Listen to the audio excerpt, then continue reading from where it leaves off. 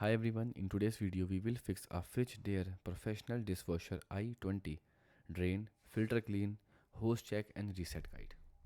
So here is a fix one. You can firstly clean the drain filter. Turn off the dishwasher and unplug it. Open the door and pull out the bottom rack.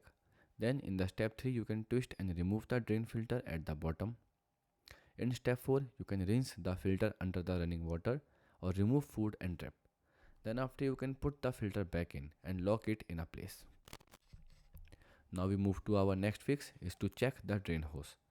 Turn off and unplug the dishwasher. Pull the dishwasher slightly forward. Check the drain hose behind it and make sure the hose is not bent, kinked or clogged. And then straighten the hose or clean it if blocked. The fix 3 you can reset the dishwasher. Turn off the dishwasher. Unplug it or turn off the breaker. Then wait for 5 to 10 minutes and turn it back on and start a new cycle again. Now at last step you can clean the air cap if installed. Look at the small cylinder near your sink faucet and then remove the cap and clean out any drips inside and put the cap back and run a new cycle again.